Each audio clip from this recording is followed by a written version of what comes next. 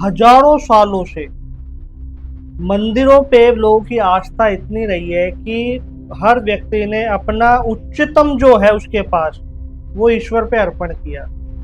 जिसके बिना मनुष्य यापन जीवन कर ही नहीं सकता, वो उस ईश्वर पे अर्पण किया, उस मंदिर में अर्पण किया।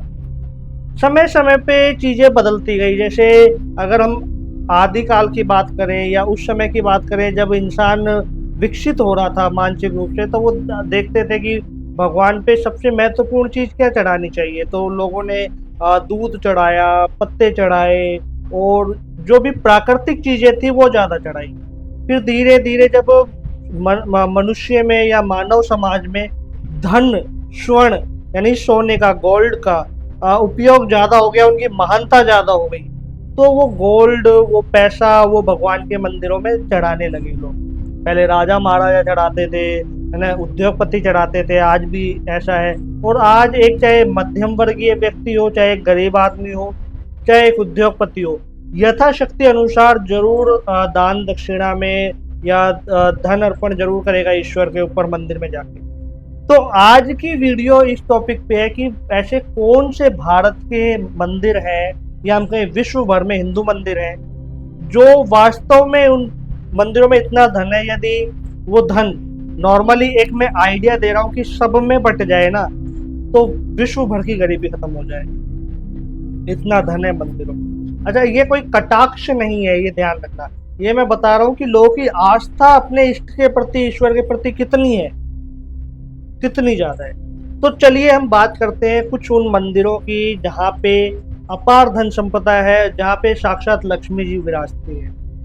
लक्ष्मी जी की कृपा जहाँ कभी खत्म नहीं होती। तो सर्वप्रथम जो सबसे ज्यादा और सबसे प्रभावशाली मंदिर है, और विश्व भर के सभी देशों के लोग उस मंदिर से इतने प्रभावित हैं कि उसके चमत्कारों के बारे में या उसकी पावर के बारे में सोच सोच के परेशान हो जाते हैं कि यार इतना पावरफुल मंदिर।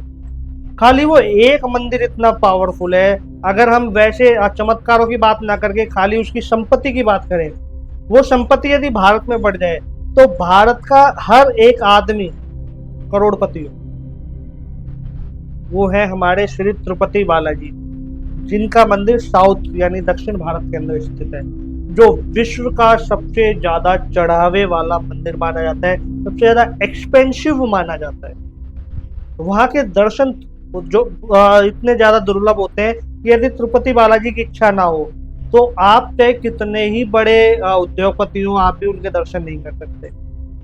और अगर तिरुपति बालाजी की इच्छा हुई तो एक मध्यम वर्गीय व्यक्ति भी, एक आम आदमी भी जाके तिरुपति बालाजी का दर्शन कर लेता है। तो ये तिरुपति बालाजी का बुलाना होता है, वो जब बुलाते हैं ना तभी कोई व्यक्ति उनके मंदिर में जा पाता है।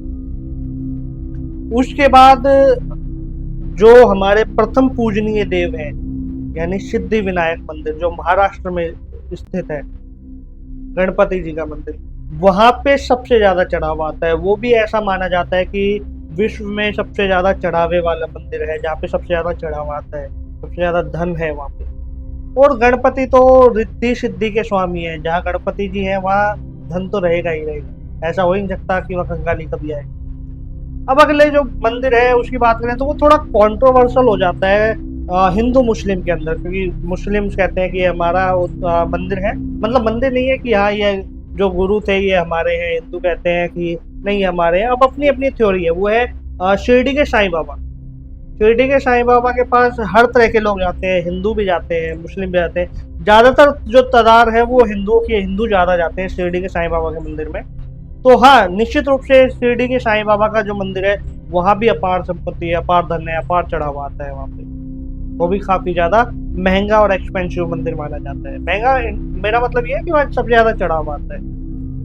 उसके बाद अगर हम बात करें तो सोमनाथ मंदिर, सोमनाथ मंदिर के अंदर भी काफी ज्यादा चढ़ावा आता है। वो भी विश्व भर में जितने भी टेम्पल्स हैं वहाँ पे जितने चढ़ावे आते हैं उनमें से एक है जिसमें सबसे ज्यादा चढ़ावा है, सोमनाथ मंदिर। अगले बात करें तो हम वैष्णो देवी मंदिर की। माँ वैष्णो देवी का मंदिर ऐसा है जहाँ पे लोग जाने के लिए माँ से प्रार्थना करते हैं कि बुला ले, और जब देवी माँ की इच्छा होती है तभी भक्त वहाँ जा पाता है। और वहां पे भी धन संपदा हमेशा रहेगी। देवी है, देवी के पास तो धन संपदा हमेशा रहती है।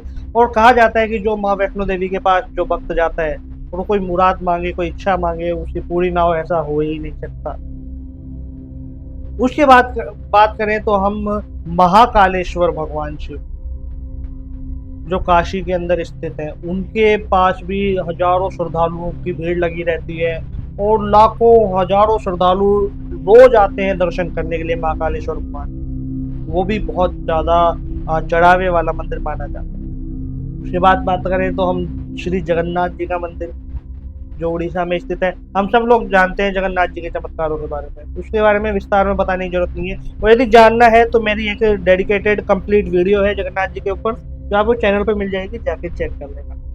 तो हाँ, जगन्नाथ मंदिर के अंदर भी अपार संपदा है, अपार धन है। उसके बाद बात करें तो एक गुरुवा मंदिर है, जो दक्षिण भारत में ही स्थित है, जो भी विश्व के अंदर सबसे ज्यादा चढ़ावे वाला मंदिर माना जाता है। यहाँ भी अपार संपदा है, अपार धन है, वैभव है, शोहरत है। उसके बाद अगर हम बात करते हैं तो जैसे दत्तात्रेय भगवान के मंदिर भी हैं, भगवान विष्णु के और भी काफी मंदिर है, ठीक है, वहां पे भी काफी अपार धन चढ़ाया जाता है।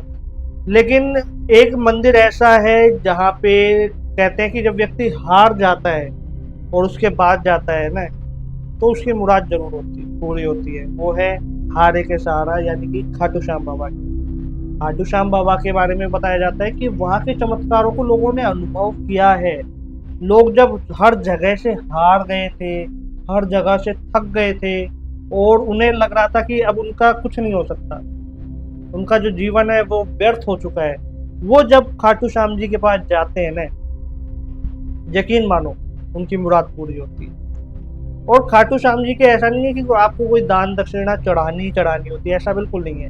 जब इंसान की जो स्थिति है वो सही हो जाती है, जब उसकी इच्छा पूरी हो जाती है, तो यथाशक्ति अनुसार वहाँ पे अपना दान दक्षिणा जो भी वो करना चाहे वो करता है। और प्रतिदिन आप मानिए हजारों की तादाद में खाटू श्याम जी के मंदिर में भीड़ लगती है और बहुत जबरदस्त मंदिर है। मैं खुद वहाँ पे गया हूँ, बहुत सुंदर है वो जगह भी। और हाँ, वहाँ के चमत्कारों को लोग मानते हैं। फिर एक अगर हम बात करें तो माँ बंगलामुखी, या हम बात करें कि कामाख्या माँ, इन दोनों मंदिरों में भी काफी ज्यादा श्रद्धालुओं की श्रद्धा है। कहते हैं कि बड़े से बड़ा तंत्र हो और कामाख्या के पास आप चले गए, कामाख्या माँ की शरण में जाके बैठ गए ना, कितना ही बड़ा तंत्र हो, आपका कुछ नहीं बिगाड़ सकता। माँ बंगलामुखी के पास जब आप जाते हो तो ऐसा माना जाता है कि आपके शत्रु कभी भी आप पे विजय प्राप्त नहीं कर सकते। एक शर्त है, सच्ची नियत और अच्छी नियत से जाना। बुरी नियत से जाओगे तो कहीं तुम्हारा यही हो जाएगा।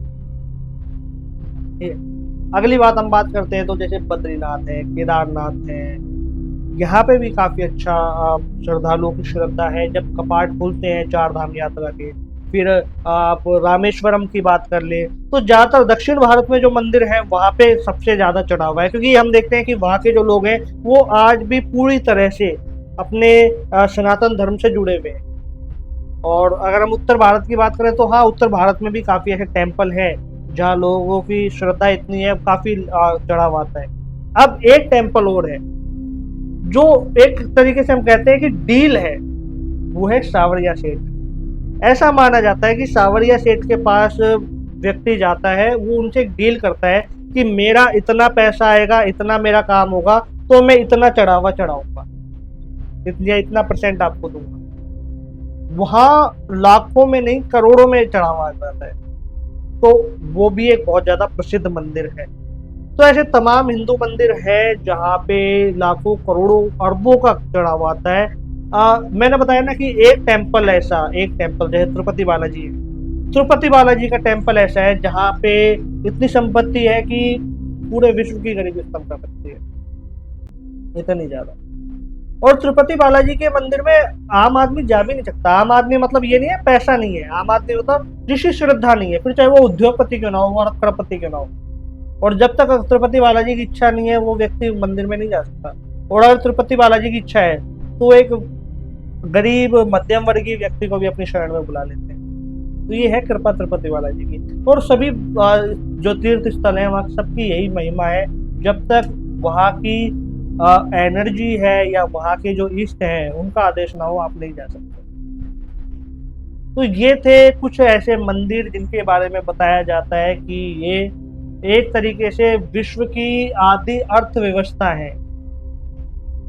ऐसा माना जाता है कि लोगों की श्रद्धा इतनी है इन मंदिरों में कि अपना सब कुछ उन ईश्वर पे अर्पण कर देते हैं। और ऐसा नहीं है कि वो अर्पण करके बिल्कुल ही गरीबी या कंगाली में चले जाते हैं भक्तजन। जब भी कोई भक्त अपने इष्ट पे अपना सब कुछ अर्पण कर रहा है, समर्पण कर रहा है, तो जो वो भगवान है ना, वो 4 गुना नहीं, 8 गुना नहीं, 10 गुना ज़्यादा करके वापस देते हैं। शर्त है आपके कर्म अच्छे होने चाहिए, नियत साफ होनी चाहिए, तब कहीं जाके आपको अपने इष्ट की, अपने भगवान की कृपा मिलती है। तो इस वीडियो में इतना ही। ये वीडियो मैंने इसलिए बनाया कि आप लोगों को पता लगे कि कैसे लोगों की श्रद्धा इतनी है कि वो अपने जीवन की समस्त पूंजी ईश्वर पे अर्पित कर दें। इस वीडियो में इतना ही। हर हर महादेव।